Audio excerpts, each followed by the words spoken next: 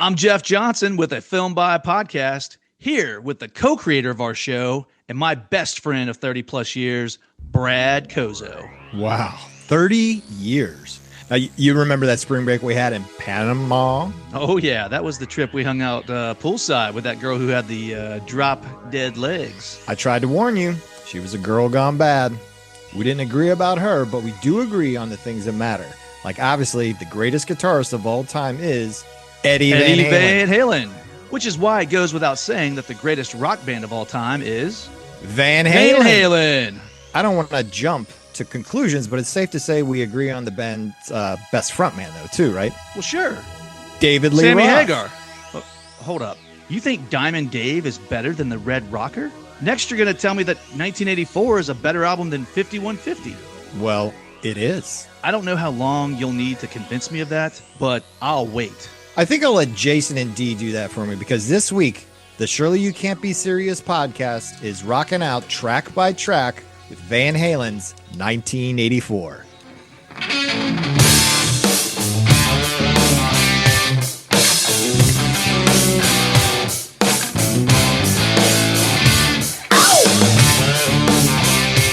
Hey everybody, heard you missed us. We're back. Brought my pencil. Give me something to write on.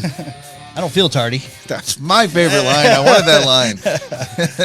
How's it going, everybody? We are back again for another Van Halen episode. Now, in 2020, we did Van Halen versus Van Hagar as a kind of collective. We reviewed basically all of the history of Van Halen for our first two episodes, and then for our final third episode, we kind of talked about the transition into Van Hagar. Jason was a Van Hagar fan. I was a Van Halen fan. Not that he's not, but right. It was definitely he sided with Van Hagar, and I sided with Van Halen. Now, since then, that was 6 years ago. Yeah. Since then, a lot of things have happened. Most notably, the passing of Eddie Van Halen. Sure. And, we've had 6 seasons to get better. Those first episodes, I actually listened to them. Yeah. I don't think our mic was as good, and maybe my voice wasn't as strong as I would have liked, but the information, I think, is there. And if you want to know about Van Halen, go back and listen to those episodes. They're some of my favorite episodes. We did a rerun of them back in, I think, 2022 or so. And here's my oath to you all today. The information I'm going to give you is going to be copious, and I'm going to say 90% of it's stuff that's not in those old episodes. So if you want more of the history, you haven't heard those old episodes, go check them out. I still love listening to them. I listened to them before we did this podcast just to kind of refresh my recollection. But today I'm giving you all kinds of new information. So don't skip this one just because you've heard those old ones. And the other What thing, about me? I got new information too. I don't know what you have. This is part of what we do. I don't know what he has. He doesn't know what I have. We just come and we just go, right? And yeah, we come and go. And also what's happened since then is we've covered one more Van Halen album. We did Long Cold Winter by Cinderella versus OU812. Right. We did that 2 seasons ago, I think. Yep. Yeah, on the wall right there. Yeah. And I love that album as well. So one of these days, we'll probably work our way through most of the Van Halen catalog. Yeah. So here we are, season 7. I mean, that one we did album to album, but we didn't include a Van Halen, a David Lee Roth album against the Van Hagar album.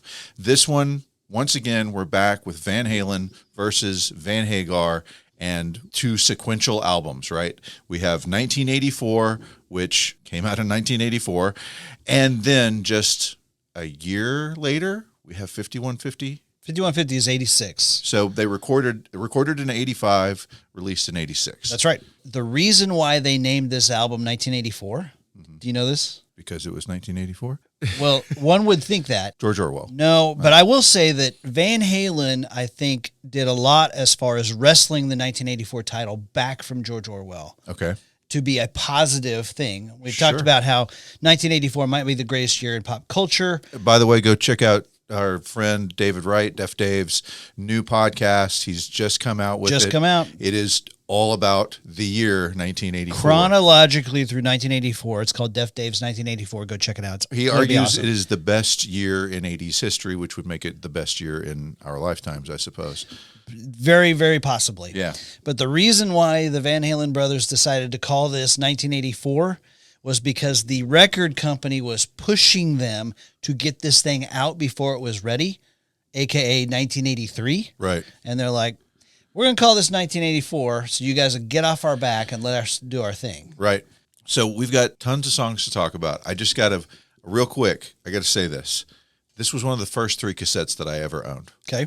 It was Men at Work, it was Wham, Make It Big, and it was this. Those were the 3 first tapes that I owned. And that's a variety of music right That's there. a good selection. Wham, Make It Big, we've already covered. Yep. Go check that out. Men at Work, we're covering in just a few weeks. Yep. And then this, of course, we're covering today. And those are 3 great tapes. I can't fault you. Michael Jackson in there somewhere? Well, Michael Jackson was my first LP. I had him before I had any of the cassettes. So I see. I had Thriller on vinyl. Okay, so this album was released January 9th of 1984. Although I did play a Trivial Pursuit game, the question was, when was Van Halen's 1984 album released? And it said December 31st, 1983. Yeah, and there was something about the release of a single, but The video for Jump was released at midnight, 1984. right. So Which midnight where? On the East Coast where Well, MTV was? Because it would have probably. still been December 31st for the 3 other time zones in the U.S. for us, namely. Exactly. Good point. Good point. So this is the last album to feature David Lee Roth until 2012. 6th studio album. 6th studio album. This album only reached number 2 Because of Thriller, of because course. of Thriller, which was helped by... Eddie Van Halen solo on the Beat It album. Right. Now, most people will say either you're 1984 and before fans or you're 5150 and beyond. Yeah. But to me, I think that the split really happens pre-1984. From that point on, Eddie was in love with the synthesizer. And so to me, that's the more logical split. But we'll talk about that. So I thought of that very thing. I think that keyboards and synthesizers are that point of transition. I disagreed with you back when we had Van Halen versus Van Hagar 6 years ago. I'm going to go ahead and say, even though there have been other synthesizers in their catalog before this is a different transition, and I will tell you why, but I want to tell you after we cover our first song on the album, which is 1984.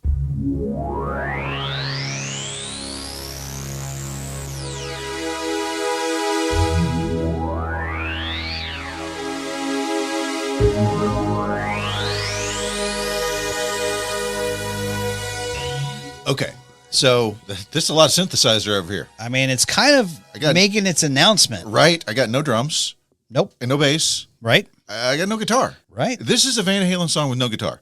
Yes. What the heck is happening here? A lot of synth.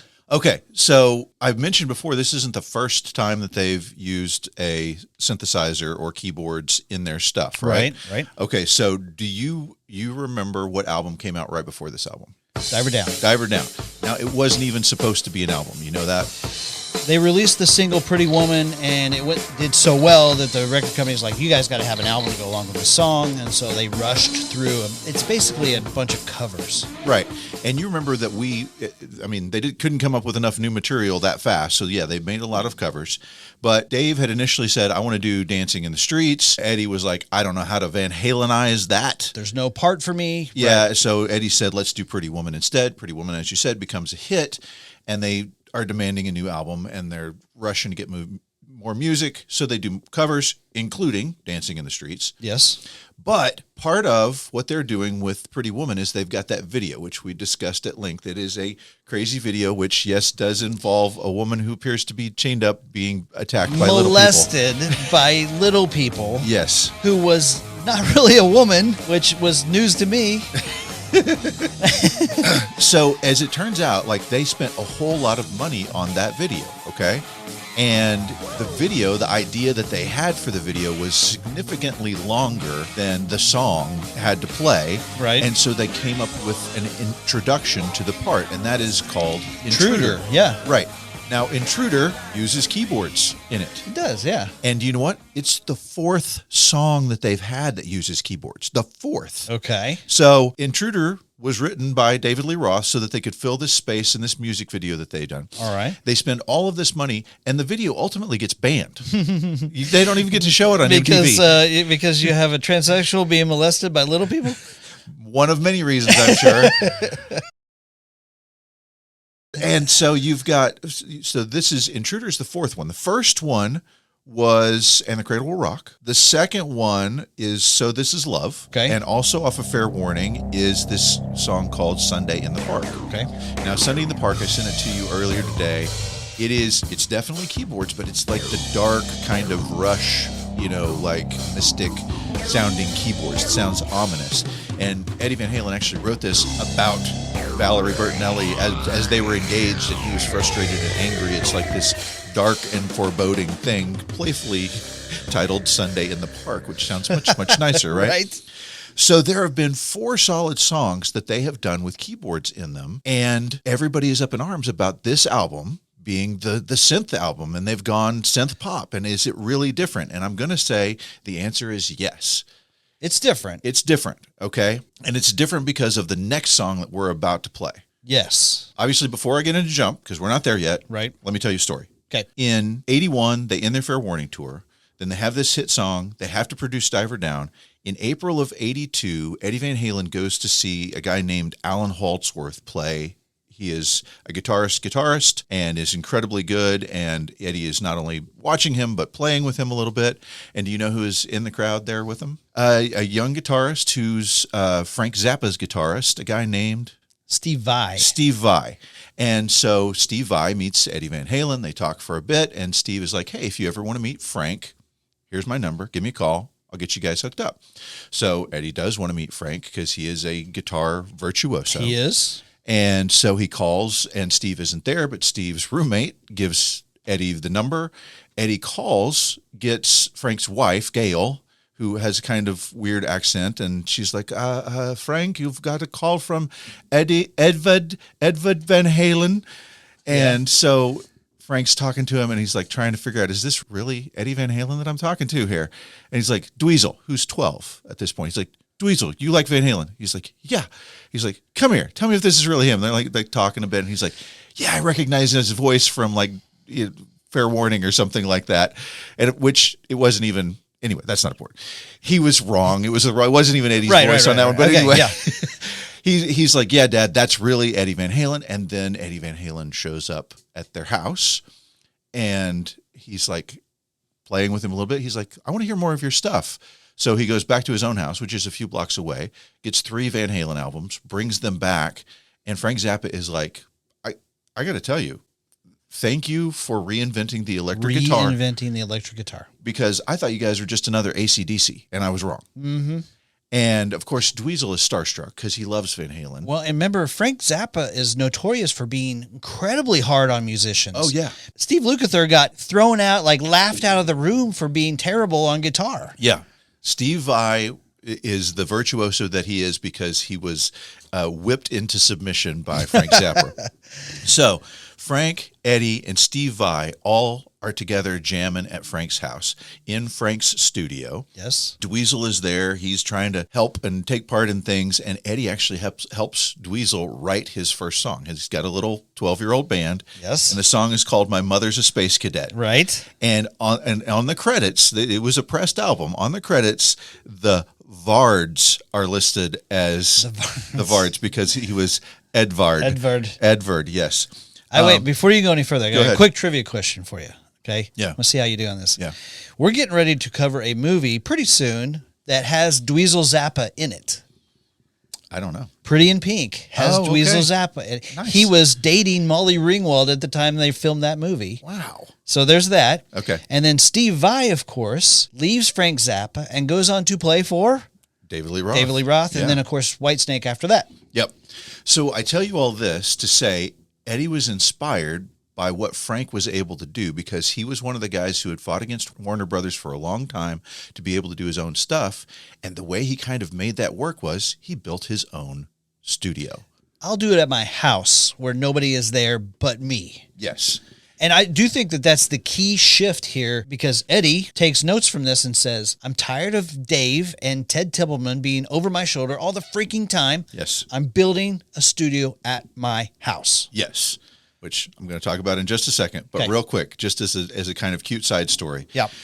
Dweezil ultimately ends up doing Running with the Devil with his band at a talent show. He calls Eddie because he's like, my guitar keeps going out of tune. And so Eddie goes to visit him, goes back to his house, and brings him a guitar that has these locking nuts. This is Floyd Rose, brand new gear. You put these locking nuts on the guitar and it helps it from going out of tune when you use the whammy bar, which you have to in Running with the Devil. Okay. And he gives him the guitar, just gives it to him.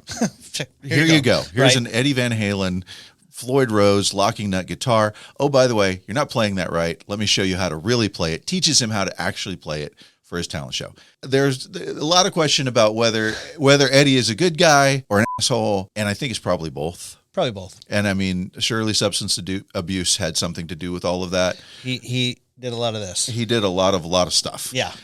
But he definitely has a lot of moments of being a genuinely nice guy. And I think that's true. This is one of those moments, right? Yeah. So Eddie and Don Landy, the light is shown. They're like, we have to build our own studio. They don't go for the top technology. They go for what sounds good and what they can find at the parts store. Imagine working at Radio Shack and Eddie walks in. Hey, Right. I'm looking for some parts to build my. I mean, in the want ads, probably the equivalent of Craigslist in 1982, right? They come across this Bill Pullman recording board, which, I mean, was state of the art at the time, but this thing was a piece of crap. And Eddie said, we bought it and it was a piece of crap. Like, it was useless. But Don Landy tinkered around with it for a few days and basically rewired the whole thing. And then it became the soundboard that they used in the new studio. Well, and that goes along with Eddie before. What we've talked about before is he took a cast off guitar body and made the Frankenstrat out of it. Yes. He's kind of a tinkerer. He's got about 4 different patents at the U.S. Patent Office for his tinkering around with stuff, right? That's right, including a little lever behind the guitar so you can play with both hands. Yes, like a piano. Like a piano. So Eddie is on tour, so he's only kind of partially taking part in this. So Don Landy, Bill Weiss, and Valerie's brothers, the Bertinelli brothers, Right. are over there working on the studio while Eddie's touring. And apparently the requirement was that they have Blazing Saddles playing at all times, and Valerie would continually bring out daiquiris for everybody to be drinking. Excuse me while I whip this out. And so, and the other thing was the zoning laws in California at that area. Yeah. No studios, not allowed. So you know what Eddie Van Halen did? What? He built a racquetball court. That's good. He built a racquetball court, which was allowed, and then it ended up having a bunch of recording equipment inside of it, oddly enough. I have a story about that same studio in about 3 songs. Oh, okay. Their first problem is there's an AM antenna very close to the house, and they're concerned about it getting feedback. Right. So they literally wrap the thing in chicken wire and then cement around the chicken wire so that it eliminates all of the, the bleeding in of any radio signals. So they keep it at 64 degrees the entire time. It's so thick, they shoot a 44 Magnum at it and it doesn't penetrate it. So that the studio is literally bulletproof. I mean, I'd like to be there the day that somebody's like, well, let's test it out. Let's see what happens. Well, so after they test the gun, then they have to test the sound. The first tape that they put in is My Mother is a Space Cadet by Dweezil Zappa. Oh, that's cool. Yeah. I love it. Okay, so there you go. There's the history of the studio, which is how we get this album. Now, you're going to tell me about 1984, the song. Before we go into these tidbits, the Yeah. name of the studio. Oh, right. We got to talk about that, right? Sure, yeah. The name of the studio is 5150. 51 was 50, which on our previous episode, we talked about how that's the call sign for somebody being involuntarily committed for being crazy. And of course, we'll be talking about 5150 next week. There you go. So I've got a couple of tidbits on the creation of this intro. Okay. There is 2 stories about who wrote it. Yes. One of them is that Eddie wrote it because he was noodling around on the keyboard, That's which right. I find to be the most likely to be true. Okay. And then the second is that Kevin Dugan, who was Michael Anthony's bass tech, said, no, Michael Anthony and I wrote that song as an intro to Michael Anthony's bass solo in the concerts. Yeah. Seems like different origin stories to me. Significantly different origin stories. And I listened to the live version, the intro song that plays for Michael Anthony's bass solo, and it is that sound, but I didn't hear any of the rest of it. So I think maybe it's a blending of the ideas. Yes. Okay. Yeah, and apparently, like, Don Landy was supposed to have recorded Eddie noodling around on the keyboards for 45 minutes and just kind of plucked these things out. As tight as this is, I find that hard to believe as well. So It's probably a mishmash. It's of probably all a of it. combination. Yeah. By the way, 5150 Studios was so noisy that the neighbor complained. You know who the neighbor was? Lindsay Wagner, and you're stealing my story. The Bionic Woman. Yes. Yeah. Yes. She Valerie. would call Valerie Bertinelli and tell her to shut the doors because people are trying to sleep around here. Oh, by the way, I have bionic hearing. So Eddie is a keyboardist at heart, right? Like He's a concert pianist. right, trained classically, never learned to read music, but could from his ear be able to play all these classical pieces, which is why you get a whole lot of classical in the solos that he does. But he was really pushing to do more keyboard stuff and was getting a lot of resistance from Ted Templeman and from David Lee Roth, right? He even composed something on the Moog synth that Ted Templeman and David Lee Roth stole and put in Dancing in the Streets. So you'll hear a synth in Dancing in the Streets that Eddie wrote, but not for that song. Like, so he was pissed that they put it in that song. So he has this song. Eddie says, this is a blending of the Rolling Stones' Get Off of My Cloud and Your Kiss Is on My List by Hall & Oates. I know, man. So he plays it for David Lee Roth in 1982, and David Lee Roth says, you're a guitar god. No one wants to hear you play the keyboards. Yes. He plays it for Ted Templeman in 1983, and Ted Templeman is like, you are a heavy metal band. If we're going to have keyboards, it needs to sound like Sunday Afternoon in the Park. It needs to sound deep and dark. And what you're playing for me right now sounds like what they would play between the innings in a baseball game. I heard that. Yeah. At some point, Eddie Van Halen just said, you're wrong, and we're going to do this song. And now that we're doing it in my own studio, I'm going to make it sound the way I want it to sound. And here's how he wanted it to sound.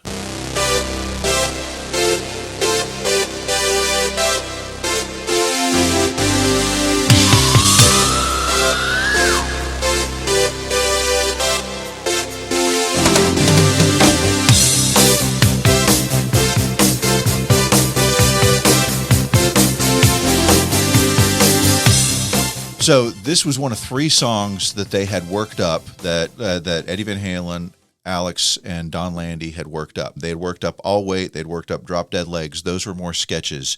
But Jump, they had really fleshed out as, you know, the bass track. And so Ted Templeman is like, okay, I can live with this. And he says, Dave, go write some lyrics. And do you know how Dave writes his lyrics? He has one of the roadies drive him around in his car, and he sits in the back and, hey, crank it up, and I'll get my sunglasses on. We'll drive around town, and I'll think of something. His 51 lowrider Mercury.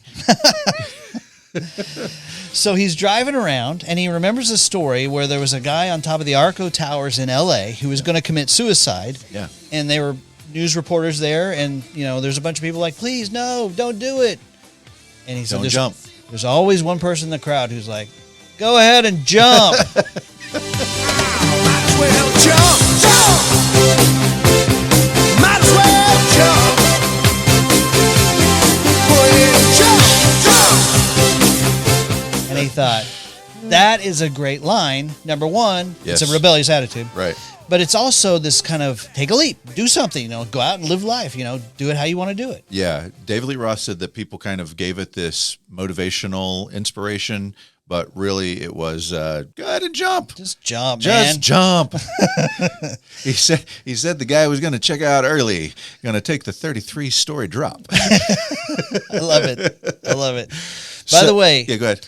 I've got a quote for you on Yeah. what Eddie Van Halen said, his actual quote in regards to the pushback he was getting on the synthesizer. Yeah.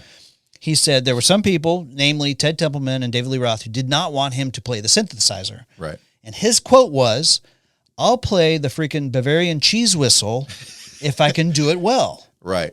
I'm doing this. Right. And I thought, man, the Bavarian cheese whistle, let's go, dude. Yeah.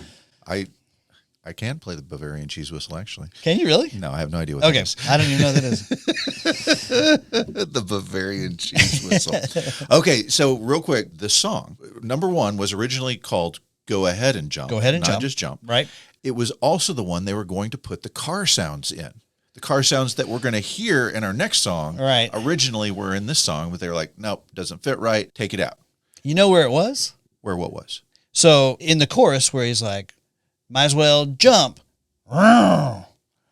It was in place of the echoing Jump. Oh, nice. Okay. So there you go. Good. Before you talk about the music video, which I'm dying to talk about. All right. This song hit number 1 February 25th, 1984. It is their only number 1 song. It knocked out Karma Chameleon, stayed for 5 weeks, and I think there's a case to be made that it is the most iconic song of the 1980s.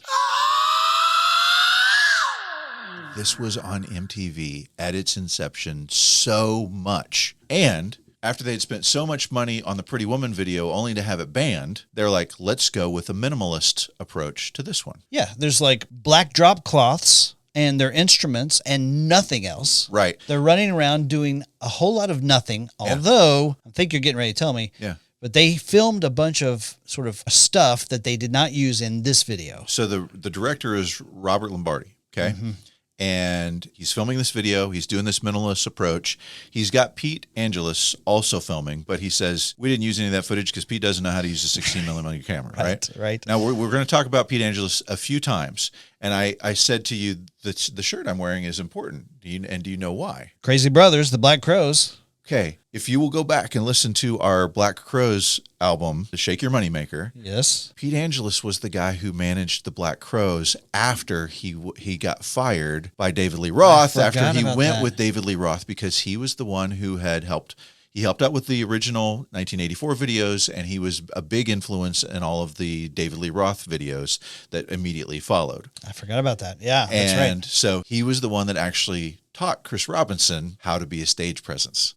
And Own the stage. what guy is better to do that than the guy who spent years with David Lee Roth, right? Nobody. Right. Okay.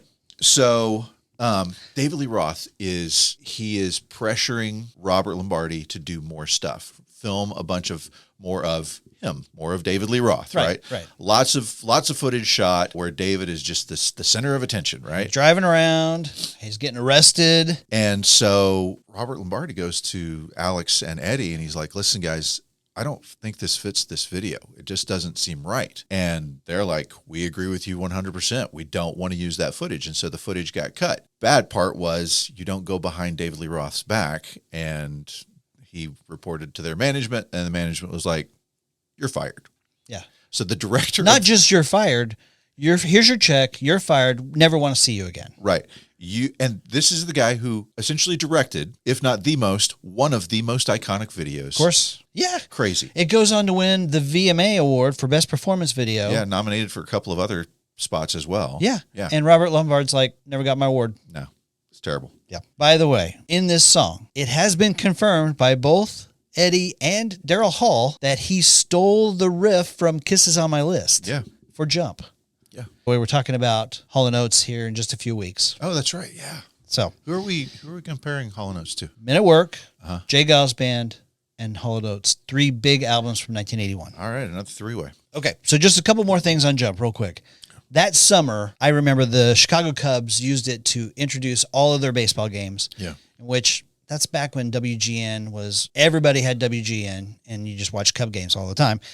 But the retention's already going on in the band. So Robert Lombard, who you talked about, in the video, he did all of the individual stuff early in the day. So it's Alex playing the drums. It's Michael Anthony running around with the bass. And he saved the group stuff until the end of the day. Because they were not getting along. Like, this is the opening track. They're getting ready to do this 12-month Own the World thing, and they already can't stand each other. Right. Do you want to hear the top 10 for February 25th, 1984? The week that this hit number one? Oh, my God. Brace yourself, okay? Yeah. Here you go. Number 10, An Innocent Man by Billy Joel. Great one. Covered it. Yeah. Number 9, Wrapped Around Your Finger by The Police. Great one. Covered it. Yep. Number 8, Let the Music Play by Shannon. Made our best of 1984. That must have been yours. That was. I don't remember that one. Number 7, Nobody Told Me by John Lennon. Oh, yeah. Number 6, Joanna by Kool and the Gang. Okay, yep. Number 5, Thriller. Of course. Covered it. Number 4, Girls Just Want to Have Fun. We're going to cover that one? Haven't got there yet, Okay. but we will. Okay. Number 3, 99 Love Balloons. Oh, wow. Yeah. Check us out on Patreon. Yeah. And number 2, Karma Chameleon. Impressive list. Defining the decade. One more thing. In this song, you have an incredible guitar solo, but you also have an incredible keyboard solo as well.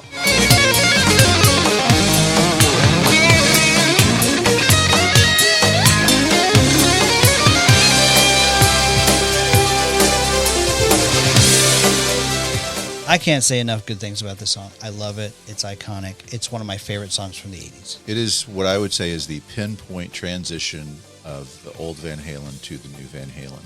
100%. Yep. You've made the case. And I now agree with you, because even though they have used keyboards in the past, this is a different sound keyboard. This is a keyboard up front at the beginning in the solo, prominently displayed in the video. This is a new Van Halen. Gets its own solo. You're right. It's a new Van Halen at this point. Yes. And just in case you were pissed off that they've made that change, we'll go ahead and bring it back home to the old style with the next song, which is Panama.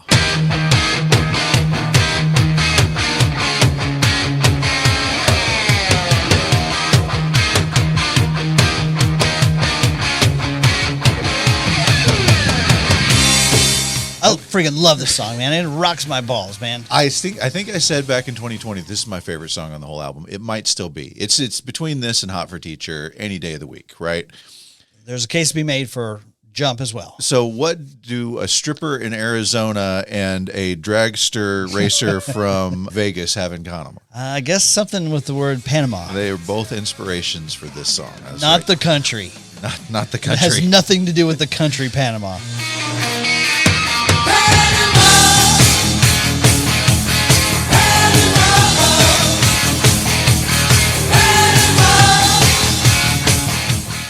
I got to say it, and this will come up again. These songs are inspired by other songs. These songs are homages to other songs.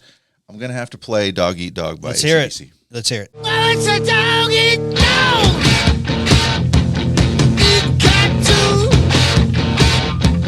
Then she eat frog. Oh, yeah.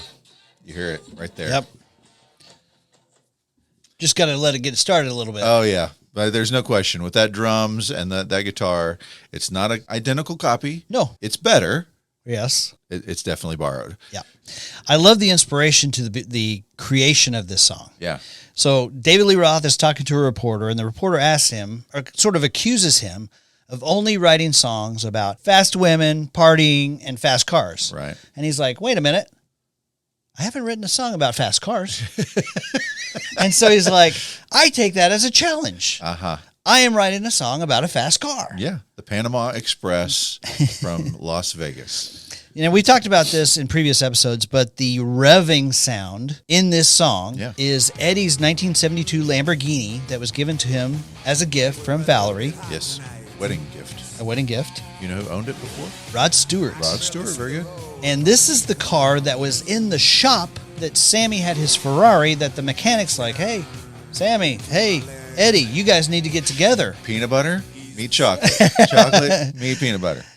So this 1972 Lamborghini is pretty important to the future of Van Halen. Yeah. So the single and the video both released on the same day. Looks like mid-June 1984. Sounds about right. Hit number 13. Does. Okay. Did? Yep. The video starts off with a plane flying and then a member of Van Halen flying.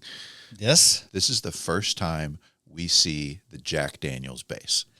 Yeah. Michael Anthony was talking to Kevin Dubin, who is his bass technician, and they wanted their own signature guitar like the Frankenstrat was to Eddie. Yep. And while they're thinking about what they're going to do, they're passing back and forth a bottle of Jack Daniels. What should we do? Gulp. I can't think of anything. Gulp. And then they're like, I got it.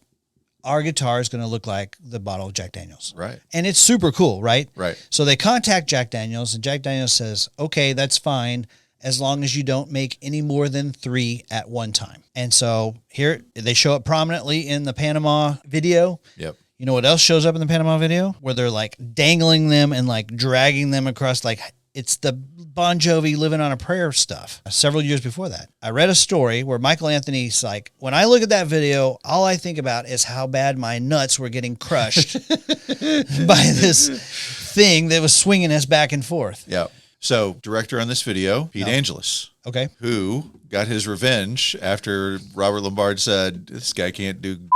He used all of that footage that Robert Lombard had shot for the Jump video that Robert Lombard said, I don't want this in this video. So they put it in the Panama video instead, including the arrest of David Lee Roth in a towel, which was staged, not a real arrest. Yeah, but that added some rock credibility Of that was course. super cool. Of course. The I loved motorcycle, It was well done. I thought it was cool. Yeah. I do agree with him. I don't think it fits as well in the Jump video. It fits much better in this video. Sure. By the way, the number one song of the week that Panama tops out at number 13, Yes. Ghostbusters. Wow. Okay. 1984, man. I mean, it's incredible. All right. You ready for the next song? Next song on the album. Okay, wait. Before we announce it, if you listen to this song, or if you're listening to this, we'll play this song, right? If you got headphones, put your headphones on. And I want you to tell me, is this one guitar or two? Listen how it goes into each ear. Is this one guitar or is this two? Okay. This song's called Top Jimmy.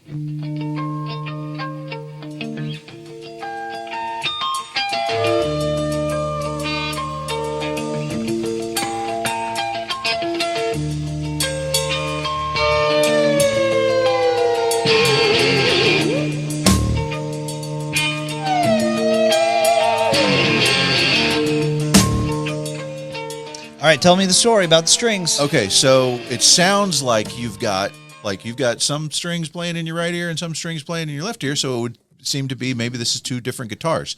It is not. This is a guitar that was invented by a guitar builder called Steve Ripley. It was prototype. The beauty of this guitar was you could pick up from one string to one speaker and pick up from another string to another speaker. And so Eddie is playing one guitar. These strings are all being played at the same time. But unlike Mutt Lange, who would probably record each individual string and then layer them all together, you are literally hearing it being played at the same time, but through different speakers. It's in your ears. fantastic. And it's beautiful. I love it. Jeff Johnson told me this is the worst song on the album. I don't agree with him on that. Jeez. Okay. But this song was written about a real person. Yeah, which is rare. Okay. Rare for David Lee Roth to write about somebody else, of all things. So this is written about a guy named James Konek. Yeah. Right? And he got his name Top Jimmy because he worked at a restaurant that was called Top Taco. Top Jimmy cooks, Top Jimmy swings. He's got the love. Top Jimmy, woo, shake it, baby.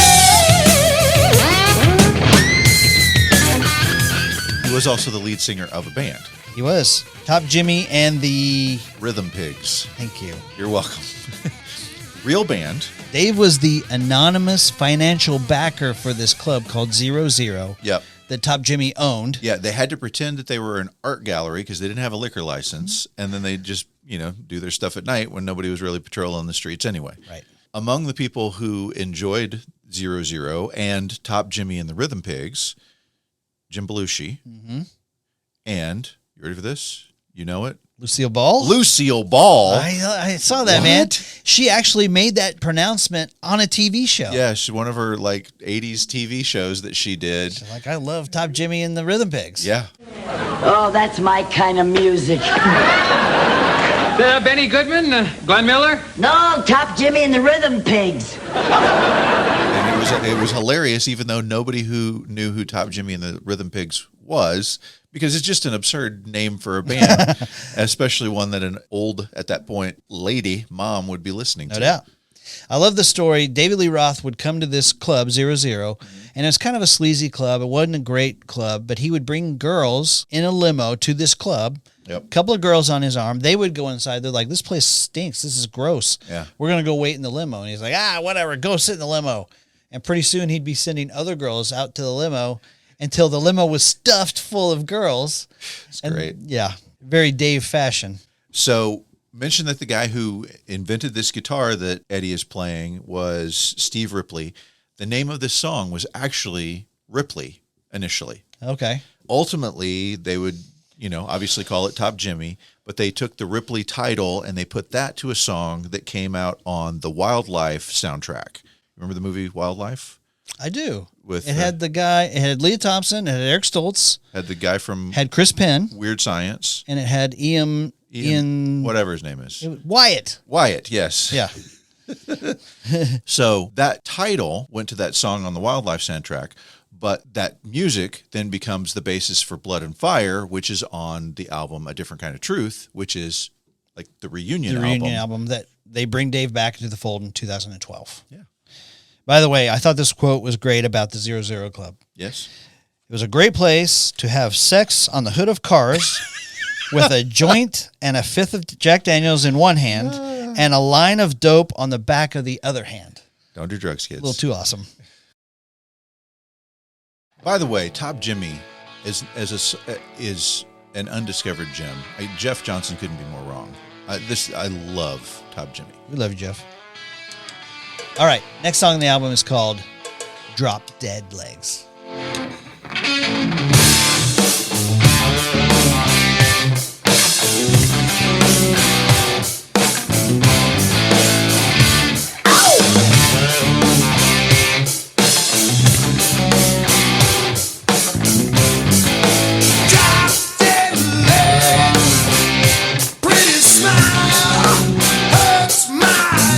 Okay, I got to say this, okay? This sound, this guitar sound, number one, he's not using the Frankenstrat. He's using a Gibson Flying V, 58. The V thing, yeah. V, yes. That's the sound that would become the Van Hagar sound. You listen to the way the guitar sounds on that song right there, and that is the foreshadowing of what we get when we get 5150. I mean, it makes sense. I love this song. I knew you would. It's like a melted Snicker bar. It's wonderful. Yeah. I don't know why being melted makes it wonderful, but yes. It goes so well, you know. It just melts in your mouth. Yeah, maybe. that's right. Okay. So, again, this one, I'm not going to play the song for you because if you don't know it, I'm like, okay, go back and listen to our episode on this album. This one, he is an homage to AC/DC's Back in Black. You can hear it. I didn't even recognize it until I read Eddie talk about that. Yeah. It's the dun. Yep. Yep. Now the solo that he does with the Flying V later on, that one is inspired by Alan Holdsworth, the guy that he went and was watching and playing with when he met Steve Vai, all those other stories. Now he and Ted Templeman worked to get Alan Holdsworth a record deal, and the story is so long and complicated I can't tell it. Right. But it goes badly. It goes very badly. Alan Holdsworth is Eddie's hero. Yeah. And he uses his power to get Ted Templeman to produce this album. And in the end, nobody got what they wanted. Exactly. Right? Exactly. Yes.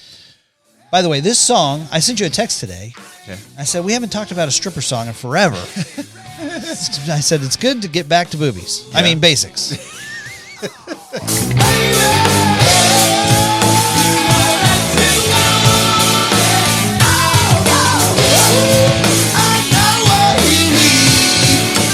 This song was inspired by Marilyn Monroe. Speaking of boobies. Yeah. So there's this scene in Some Like It Hot. Some Like It Hot. Where she's walking along with a little violin case and steam shoots out of an engine. And David Lee Roth was like, I would do anything to have been that violin case at that moment. Yes. I love this song. It is a gem for me. I could listen to this one all day. Yeah. Hit stop on your tape player, kick it out, flip it over for side 2, and we start off with a banger. Double bass shuffle. Here we go. This song's called Hot for Teacher.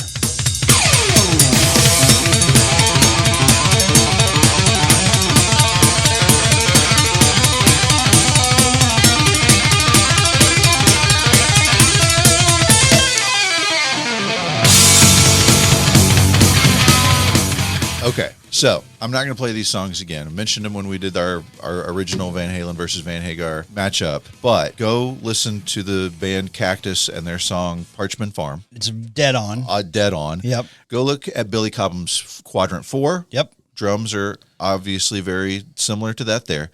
But when you're listening to the very first drum snippet that doesn't sound quite rhythmic, but is if you ever had an old car that you had to start on a cold morning, you're going to go, oh, it kind of sounds similar to the way the car just kind of. So the rumor is it's not actually drums, but it's the Lamborghini again, and it's idling as it's just been started. Now, the rest of the rumor is that no, it's Alex, and it's the drums are so fast in the way that it's going, but it's because they were electronic drums, and so you could program the sound, and so he was programming the sound of drums that he was hitting with his hands as the same sound as drums that he was hitting with his feet. So you get a same drum sound, but all 4 appendages are able to be going at the same time. I called James Buckley the other day. Yes. And I said, James, as our resident drummer expert, is Alex playing this all at one time in the studio? Can a person do this? And he's like, yes. He said, it's very hard, All right. but you can do it. Right. It doesn't sound the same when he plays it on the drums. I've seen it live. So you think it's manufactured? I think that it's probably not the Lambo sound, but I think that it's Alex imitating the Idol Lambo with reprogramming his drums. I think it's a combination of the two. Whatever you want to do in the studio is fine with me. Again, we've got Eddie playing his 58 Flying V, and this is the beauty is he's moving between the clean sound and that heavy raunchy. Again, where this is classic Van Halen raw. How did this only get to number 56? It doesn't even make any freaking sense. The video is genius. The song is arguably the best one on the album, other than the PRMC actually had some sort of impact, which I would find hard to believe, but maybe not, because parents were buying albums for kids, and it was this song that Tipper Gore, her 8-year-old child, said, "Mommy, why is the teacher taking off her clothes?" And she said, at that point, I started paying attention. Now, when they play this video at the Senate hearing, I saw this. they stop it in the middle of the middle of his guitar solo, and people laughed, People cheered. and clapped, and they're like, "Now we let you people in here. It's over capacity. There will be no outbursts." They played Hot for Teacher in a Senate hearing, and people cheered. I think, though, the real story on this song is it's really the music video. Oh, it's amazing. Right? And so you have these child actors who are little Dave, little Eddie, little Alex, little Michael. Right. And they go back to school, and they're causing trouble, and they're in class. And then all of a sudden, Miss Fezed comes out in a bikini, and they're like, whoa, they're like up and cheering. So the guy who played little Eddie, his name was Brian Hitchcock. Eddie actually gave him the little, like the guitar that he had in the video. He gave that to him. In 2020, he sold it for $50,000. In 2022, it got offered on eBay for $220,000. In 2023, the real guitar that Eddie played in the video sold for $3.9 million. Yeah. I feel like it's people taking advantage of the death of a rock star in this particular scenario, but anyway. Young Michael Anthony is played by an actor named Yano Anaya. He played Grover Dill in A Christmas Story. I'm going to go tell my dad. The little toady. Oh, man. By the way. Wait, did you, are you going to tell him about what Alex did for this kid? He made him shotgun a beer. Yeah. Yeah. 12 years old. Yeah. Yeah. 12 years old. Here, shotgun this beer, kid. Yeah. But the director of the video, he didn't make it the whole time. Basically, Pete Angelos and David Lee Roth became too much, and he had to split. Yeah. But was said that the child actors started to take on the personalities of the real life guys because they're hanging with them, right? Sure, yeah. And so the kid who played David Lee Roth, he's boisterous and kind of a turd and rude. And the kid who's playing Eddie was kind of shy, and they just took on those personalities. That's great. I mean, Yeah. That's what you do as an actor, right? I guess. Hard to tell. In the music video, as they're dancing, they are the worst dancers. And Alex, especially, the guy who keeps the beat for the band. Like, it's his one job is to be on beat. He's always a half step behind in the dancing. Uh-huh. And Michael Anthony talked about how right before they were filming, Alex was like, "Man, you got to help me. I need some help." And he's like, "Dude, you're kind of hopeless. I don't know what to tell you." Can I sit down for this? The choreographer for the video was the white guy from the Beat It video. The cameraman was the cameraman from the Texas Chainsaw Massacre movie. There you go. Oh, wow, man. Wait a second, man. What do you think the teacher's going to look like this year?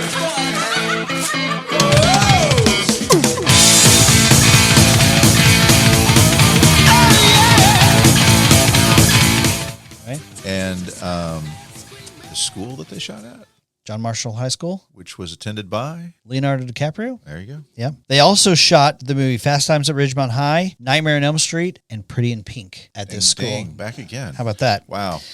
It also starred Diane Rupert, who was Miss Chemistry. She was the 1981 Miss Canada runner-up. She made $2,500 for this shoot. God bless her. Yep. She looks fantastic. Waldo is the kid, he's the kid's nerd. getting bullied or whatever. Voiced by Phil Hartman, yes. By Phil Hartman. He gets on the bus, the school bus with David Lee Roth driving. Uh-huh. And you have this great scene where the kids are throwing stuff and all of a sudden they're staring at this weird kid. But at the end of the video, David Lee Roth pulls up in his hot rod. And Michael Anthony said Dave could not drive this car. Like, it was dangerous for him to drive this car. And at the end of the video, they all climb on board and Dave peels out and like takes off. And the whole crew was like, oh my God, Dave's going to kill these kids. Right. Nothing happened, Okay, but good. yeah, Dave was not a good driver of that car. Okay, I've got one other thing for you on this. So this is packed full of fun stuff. I mean, you got women and teachers in bikinis and kids and hot rods and Dave in prison for some reason. But on the chalkboard behind them, you have numbers. Yep. 8, 15, 12, 25, 19, 8, 9, 20. And if you just take the letters of the alphabet and you match up that letter with that number, you got HOLY SHI 20. But in reverse. But in reverse. That's right. But in reverse. So it's backwards. holy S word. Yep. Backwards. Yes. This one was released September 23rd, 1984. They spent $200,000 on this music video as opposed to $20 in pizza for the Jump video.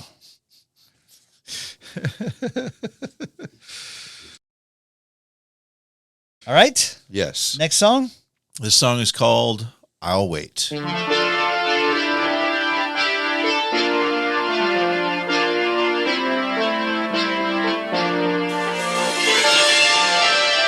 All right, so this is a really interesting story. This started out as a instrumental. Eddie would hand it to Dave and say, Dave, come up with lyrics. And Dave was tapped out. Dave had nothing. Dave couldn't make anything work. And he and Ted Templeman worked on it. They couldn't get anything going. And Ted Templeman said, I've got a friend who might be able to help us. His name is Michael McDonald of the Doobie Brothers.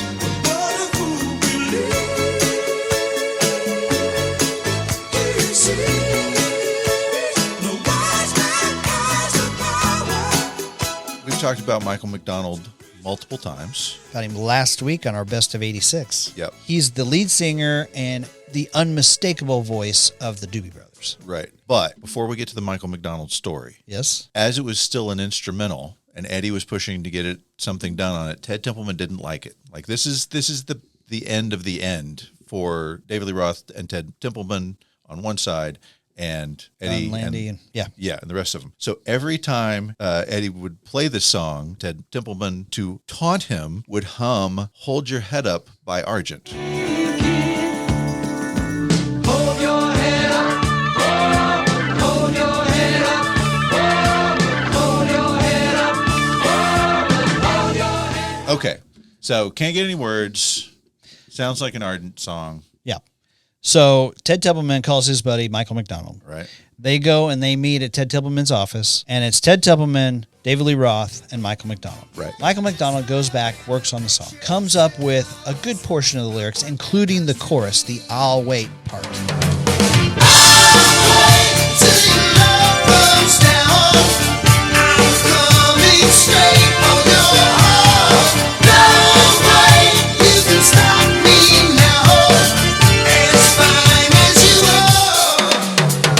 Gives it back to Ted Templeman. Give it to him. Because the story I heard is that Ted Templeman had a hidden cassette recorder at his desk, and Michael McDonald just came in and sang it, and he recorded it without letting him know that he was doing that. Interesting. I hadn't heard that part. Yeah. Well, I do know that when the album came out, Michael McDonald's name is not listed as one of the writers on this song. Right. And he's like, do these guys think I'm Santa Claus? Like, I showed up, I give him this song, Yeah.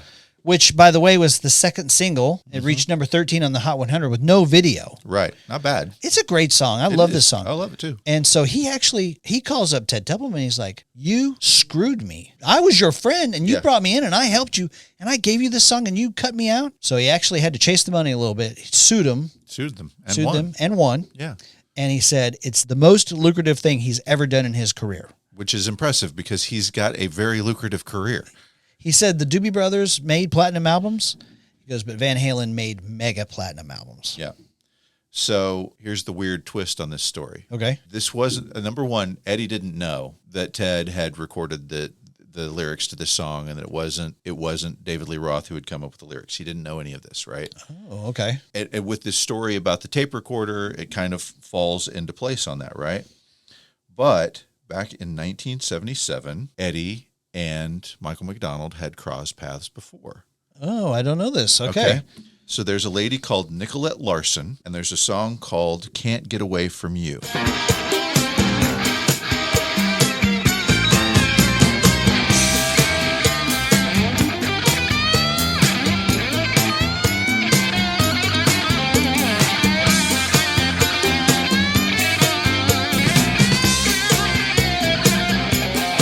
That guitar is unmistakably Eddie Van Halen. It's obviously him. Yes. Like even back in 1977, which is before their debut album. It is. That's right. It's before their debut album, but unquestionably it's him. Right. Michael McDonald got credit on that album. Yes. Eddie Van Halen did not. It all comes full circle. Yeah, crazy. By the way, so this song hits number 13 on June 2nd, 1984. Mm-hmm. I really remember Van Halen kind of owning the summer of 84. Them and Ghostbusters, really, and Prince. Yeah. Okay. Here's your top 13 real quick. I'll Wait, number 12, Borderline by Madonna, Self-Control by Laura Branigan, Love it. To All the Girls I've Loved Before, Oh, yeah. Leo Iglesias and Willie Nelson. Break Dance, Irene Cara, Nice. The Heart of Rock and Roll by Huey Lewis, Love it. Against All Odds by Phil Collins, Great. Sister Christian, One of my Night favorites. Ranger. Yeah. The Reflex by Duran Duran, Best. Yeah. Oh Sherry by Steve Perry, Yeah. Hello by Lionel Richie, Yeah. Time After Time by Cyndi Lauper, and Let's Hear It for the Boy from the Footloose soundtrack. Wow. What a summer, man. There wasn't a skipper in that whole list. All right, next song on the album. This is Girl Gone Bad.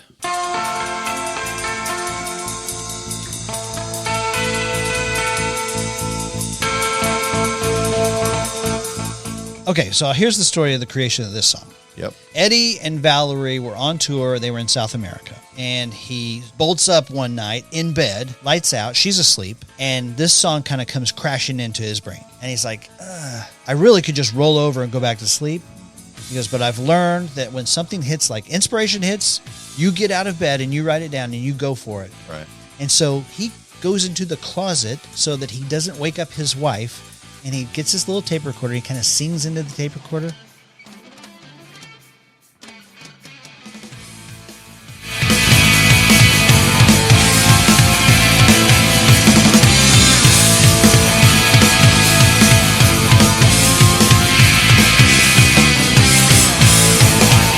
Nice. This song was played in 1982 during the US Festival. I will talk about that in a little bit too.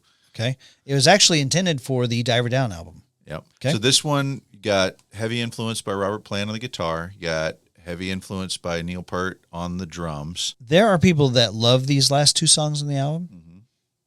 I'm not one of them. Okay. I'm not in love with this song or the next one.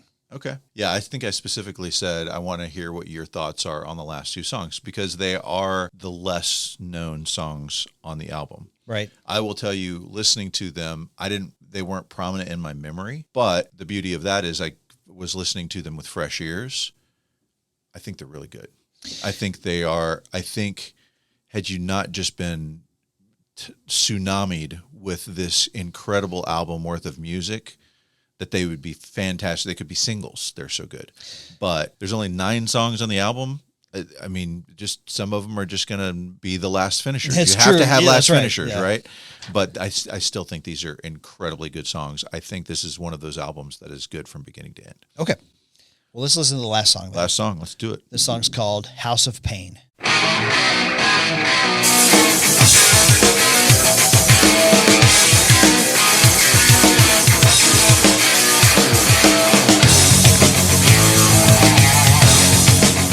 Okay, kind of a stronger rocker right here. Definitely, and like I said just a minute ago, I think a strong song in any other album, but there have to be less finishers. I think the impressive part, there's all kinds of impressive parts about this album. Of course. This album is where Templeman and David Lee Roth are truly splitting off. It's going like this. It's going like that and going that way fast. And as a matter of fact, I talked about the studio, 5150 studio being built, and beauty of that for Eddie was that he had so much control over what he was doing. Well, Ted Templeman would keep showing up at the 5150 studio so that he could produce and mix these tracks that they had laid down. Right. And Eddie'd be like, Don's got him. I don't know where he is.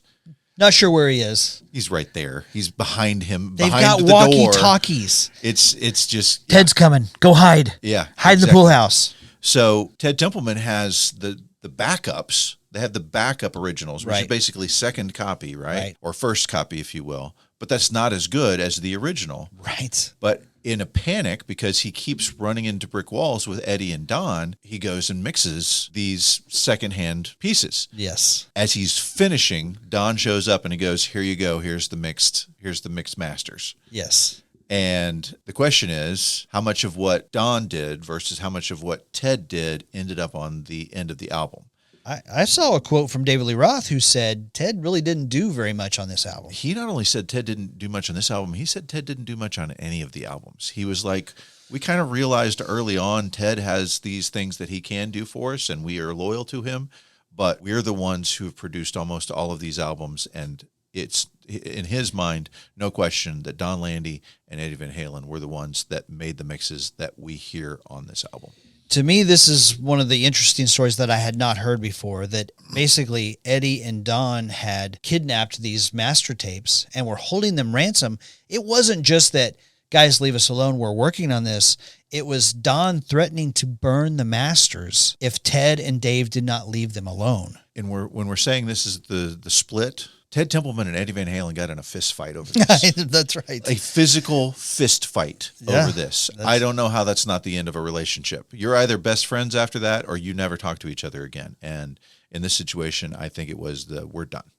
Yeah. Don Landy actually kidnaps the masters for 5150 and holds them from Mick Jones in a couple of years, which we'll talk about. Yeah, next episode. By the way, Valerie Bertinelli was kind of in the middle. She actually went to Ted and said, "You got to talk to Eddie."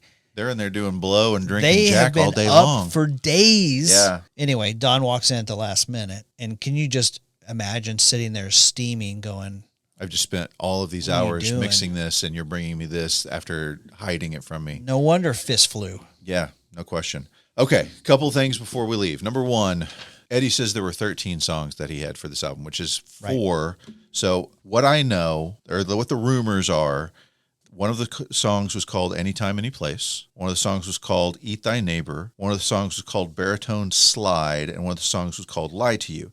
Now, if there were 13, or maybe it was 14 or 15, just depends. Right. The one that is most likely was a cover of In the Midnight Hour that no one has ever, outside of that small little circle. It's in the catalog. No one has ever heard. That is rumored to have been the very first song recorded at 5150 Studios.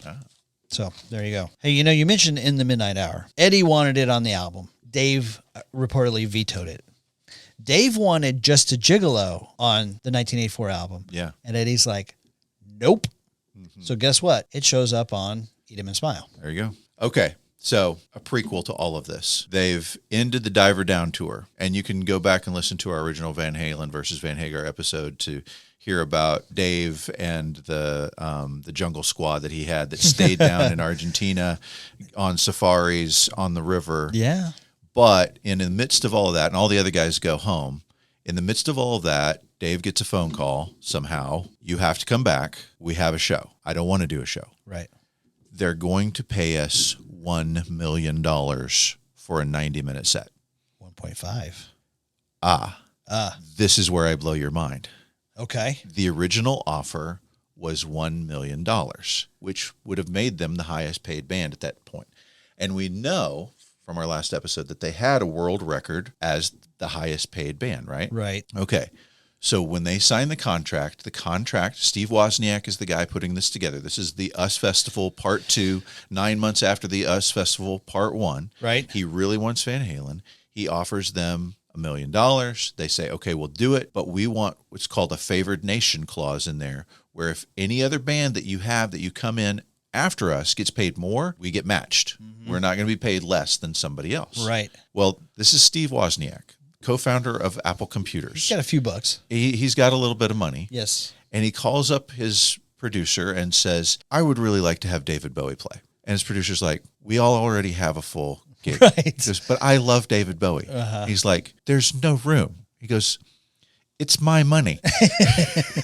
Make room, Buster. So John Cougar Mellencamp, when he finds out what everybody else is getting paid, he's like, I'm out. I'm not doing this. So a space opens up. They move Joe Walsh around. There's, they've got the heavy metal day and they've got the hard rock day or the rock day. And so they move some around. And so David Bowie gets to come play. Now, David Bowie's in the middle of a tour. He's going to charge them $750,000 to appear, but it's going to be another additional $750,000 to fly him and all of his band and all of the equipment and stuff into, because he's in Europe. Right. Over to California for all of this, which means that effectively they are paying David Bowie $1.5 million. Well, Van Halen hears about this and says, hey, favored nation clause. Cha-ching, cha-ching. We get $1.5 million is where you get this price increase. Right. Now, here's a quick side story on that. David Bowie only played his musicians about $300 per show. Oh my gosh. Right? Okay. And $300. $300. And this is his Let's Dance tour. This is his big commercial success of the 80s, right? And one of the guys that says, I don't really want to fly to California for $300 is his new guitarist that he's just picked up. Found him at Montrose Jazz Festival in 1982. But that guy is like, you know what? Let somebody else play my solo. Okay? Yeah. You're wondering who it is. Yes. Yeah.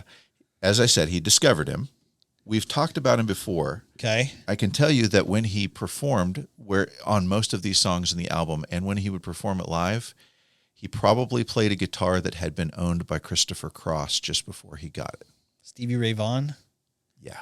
I What? had no idea. What? Stevie Ray Vaughan, discovered by David Bowie in 1982, has him play guitar on like 3/4 of the songs on Let's Dance and is his touring guitarist before anybody knows who Stevie Ray Vaughan is. Wow. How Yeah. about that? That's fantastic. Yeah. Now, the thing is we're like, okay, well, both of them got paid $1.5 million. How did Van Halen get the world record for highest paid band? Well, number one, it's because Van Halen's PR guy was like, hey, world record, the highest paid band. He's calling up Guinness, right? But they divvied it up. One was highest paid band. One was highest paid individual performer. It's just that Van Halen got a lot more notoriety at that time than David Bowie was getting. Well, and the Clash got super mad. They were back and forth with each other, and they were constantly. I mean, and David Lee Roth, you talk about Jack Daniels. He gets a bottle of Jack, drinks it on stage, and he goes, "I got to let you guys know this is real Jack Daniels. The only guys who put iced tea in their Jack Daniels bottle are the Clash," because they kept on and on about the commercialization of rock music. They're trying to keep it pure, and they're out there like, "You're selling yourselves. This is the American way." And so, what did the concert promoters do? They put a picture of the check that the Clash is getting for $500,000. Yes. And it's like, yeah, these guys are talking out both sides of their mouth right now because they just got paid a lot of money. That's right. Yeah. Yeah. There were some interesting things, the back and forth between Dave and the Clash. That was a lot of fun. Yeah. Before we go, Yeah. you mentioned that we lost Eddie Van Halen a few years ago. The cover of this album is very iconic. Yes. It has the angel smoking a cigarette. It's a little cherub. Yep. So they needed a cover for the album. And they were looking at a bunch of portfolios from different artists. And they came across Margot Nejas. And they said, oh, we love your work. We want you to do something for us. We want a bunch of chrome women, scantily clad. And she's like, no, I'm not doing that. No. Right. And so they said, okay, well, let's look at your portfolio. Yeah. And so they came across this picture of a cherub who is smoking a cigarette. And they thought, that's it. That's our image. That's the one. Yeah. She did not sell them that image. She rented it to them. Oh, okay. So they never obtained like possession of that, Okay. which is interesting. When Eddie died, she posted a picture. It's that picture, but rather than smoking a cigarette, the cherub is crying, which I thought was kind of That's sweet. a neat thing on the day of his death. That, by the way, is the only painting that she did not do as a hired work that was in her portfolio. This was something that she did. It was a painting of her friend's kid smoking candy cigarettes. Right. His name was Carter Helm. Carter Helm. Now- Somewhere Carter Helm is out there like, you know the 1984 album? That's me. So do you know who her husband is? He's a director, right? Well, he's also an artist. Okay. His name is Jay Vigon, Vigon. Okay. he, that same year, designed the lettering for Purple Rain. Boom. That's awesome. Where else are you going to get this kind of information, folks? Fantastic. Guys, come back and see us next week. Don't forget to subscribe. Don't forget to hit the follow button. Don't forget to go to our Patreon page, patreon.com/surelypodcast, where as little as $5 a month, you get access to all of our Patreon episodes, which are our one-hit wonder episodes. You get to be involved in all of the conversations. Even if you sign up for free, you get involved in the conversations. Yeah. So do that. Come and join us in our Patreon family. And thank you guys so much. Please come back next week where we will be covering the next album after this with a brand spanking new lead singer named Sammy Hagar. That album is called 5150. Come back next week, guys. See you guys. Bye.